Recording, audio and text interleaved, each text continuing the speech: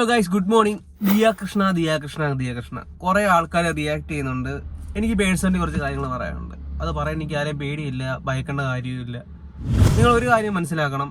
ദിയ കൃഷ്ണ എന്ന് പറയുന്ന ഒരു വ്യക്തിയുടെ ഓഫീസിൽ നിന്ന് 65 ലക്ഷം രൂപ പോയതിനു ശേഷമാണ് ദിയ കൃഷ്ണ ഇത് അറിയുമെന്ന് പറയുകയാണെന്നുണ്ടെങ്കിൽ പേഴ്സണലി എനിക്ക് വിശ്വസിക്കാൻ പറ്റുന്നില്ല. അത് എന്താണെന്ന് എനിക്കറിയത്തില്ല.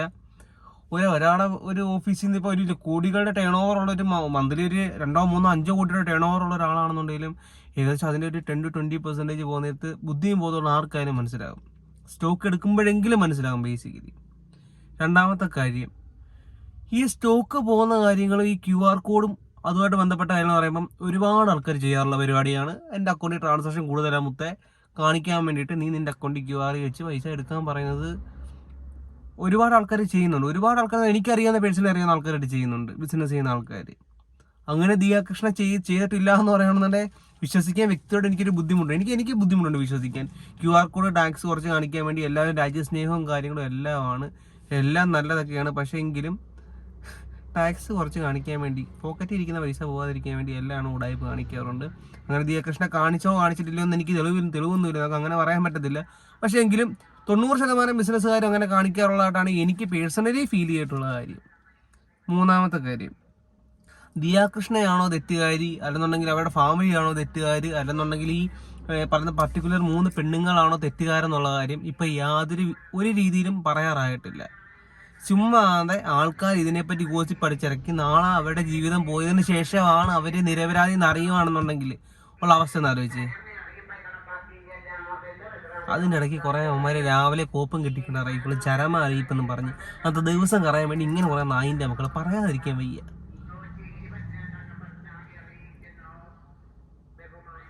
ഓക്കെ ഗൈസ്, അപ്പം നമുക്ക് നമ്മുടെ കാര്യം വരാം. ഒരാളെ തെറ്റുകാരിയാണ് നിയമപരമായിട്ട് തെളിയുകയാണെന്നുണ്ടെങ്കിൽ അയാളെ ക്രൂശിക്കുന്നതിനകത്ത് ഒരു തെറ്റെന്നുണ്ടെന്ന് എനിക്ക് തോന്നുന്നില്ല. പക്ഷെ തെറ്റുകാരിയാണ് നിയമം പറയാത്ത ഒരാളെ എങ്ങനെ ഇങ്ങനെ ആൾക്കാർക്ക് ക്രൂശിക്കുക എനിക്കറിയത്തില്ല.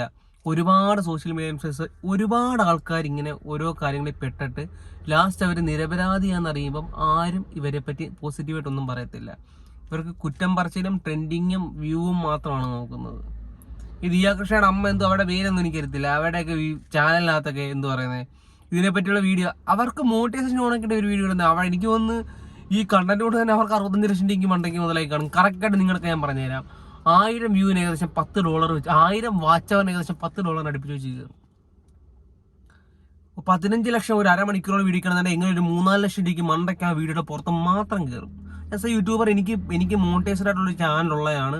ഈ ചാനൽ മോണിറ്റൈസ്ഡ് അല്ല, പക്ഷേ എങ്കിലും എനിക്കറിയാം 1000 വാച്ച് അവറുള്ള കോപ്പിറൈറ്റ് ഒന്നും ഇല്ലാത്തൊരു വീഡിയോ ആണെന്നുണ്ടെങ്കിൽ മിനിമം 1000 വാച്ച് അവറിന് പറയുന്നത്, 1000 വ്യൂവിന് ഏകദേശം 2000 വ്യൂവിന് ഏകദേശം ഒരു 1000 വാച്ച് അവർ ഏകദേശം അരമണിക്കൂറുള്ളൊരു വീഡിയോ ആണെന്നുണ്ടെങ്കിൽ കിട്ടും. 15 ലക്ഷം ഉള്ളതിനകത്ത് ഏറ്റവും കുറഞ്ഞ എൻ്റെ ഒരു കാഴ്ചപ്പാടി മിനിമം 15 ലക്ഷം, ഏകദേശം 7 ലക്ഷം രൂപ, 5 ലക്ഷം രൂപ 7 ലക്ഷം രൂപയ്ക്കകത്ത് വരെ അവർക്ക് കിട്ടാൻ ചാൻസ് ഉണ്ട്. പർട്ടിക്കുലർ വീഡിയോ ഫുള്ളായിട്ട് ആൾക്കാർ വാച്ച് ചെയ്തിട്ടുണ്ടെങ്കിൽ മാത്രം.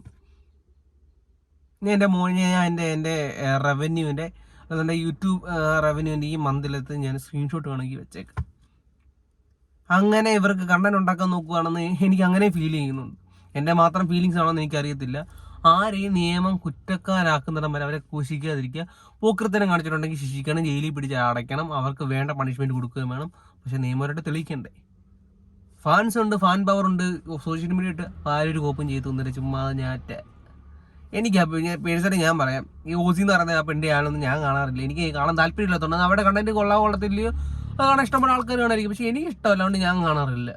അതുപോലെ നിങ്ങൾക്ക് ബുദ്ധിയും ബോധമുള്ളവരാണെന്നാൽ നിങ്ങൾ ഇഷ്ടം പോലെ നിങ്ങൾ ചെയ്യും. നിങ്ങൾ കാണണമെങ്കിൽ കാണണ്ടെങ്കിൽ കാണണ്ട. ഇവരൊക്കെ പ്രഹസനമായിട്ട് എനിക്ക് തോന്നിയിരിക്കുന്നത്. നിങ്ങളുടെ അഭിപ്രായങ്ങൾ നിങ്ങൾ കമന്റായിട്ട് രേഖപ്പെടുത്തും.